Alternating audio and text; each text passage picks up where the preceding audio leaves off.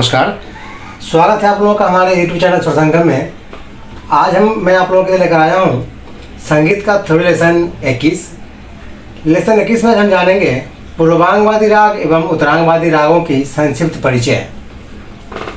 सबसे पहले आते हैं पूर्वांगवादी राग। जिन रागों का वादी स्वर जब सप्तक के पूर्वांग अर्थात सारे ग म इन स्वरों में से होता है तो वे पूर्वांगवादी राग कहे जाते हैं।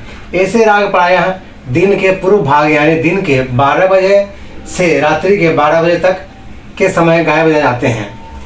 अब जानते हैं उत्तरांगवादी राग के बारे में। जिन रागों को वादी स्वर सप्तक के उत्तरांग अर्थात प ध नि सा इन स्वरों से होता है तो वे उत्तरांगवादी राग कहे जाते हैं।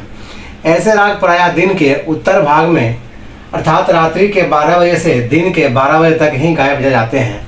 जैसे उदाहरण के लिए आशाबड़ी का वादी स्वर ध है अर्थात उत्तरांग स्वर है, तो इसके गाने का समय भी प्रातः है अर्थात रात्रि के 12 बजे से दिन के 12 बजे तक का समय है।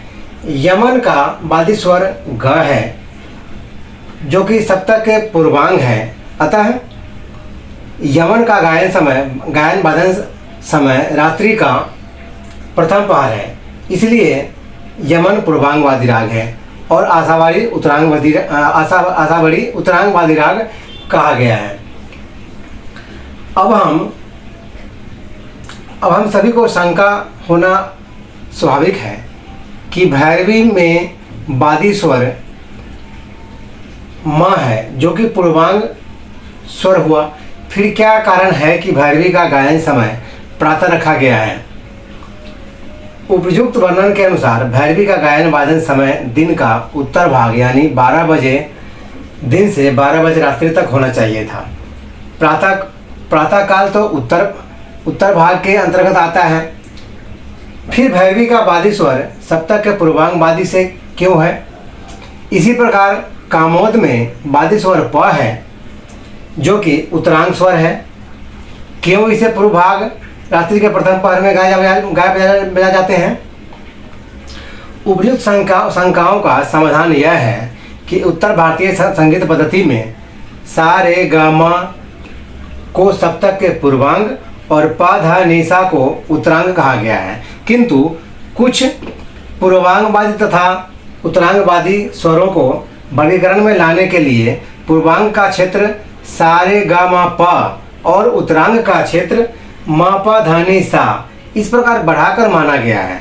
इस प्रकार सप्तक के दो भाग करने से सा म प ये तीनों स्वर सप्तक के उत्तरांग तथा पूर्वांग दोनों भाग के में आ जाते हैं, और जब किसी राग के इन तीनों स्वरों में से कोई स्वर वादी होता है तो वह राग पूर्वांगवादी भी हो सकता है और उत्तरांगवादी भी हो सकता है। भैरवी और कामोद राग इसी श्रेणी में आते हैं, और कामोद में प वादी होते हुए भी उसे पूर्वांगवादी कह सकते हैं। अतः जब किसी राग में वादी स्वर सा म प इनमें से कोई स्वर हो और यह बताना हो कि राग पूर्वांगवादी है या उत्तरांगवादी, तो उस राग के गायन वादन का समय देखकर तथा सप्तक के उत्तरांग और पूर्वांग भागों के दोनों प्रकारों को ध्यान में रखकर आसानी से बताया जा सकता है कि यह राग पूर्वांगवादी राग है या उत्तरांगवादी राग है। इस प्रकार से हम पूर्वांगवादी राग या उत्तरांगवादी राग को समझ सकते हैं। आशा है आप लोगों को पूर्वांगवादी राग एवं उत्तरांगवादी राग समझ में आया होगा। धन्यवाद।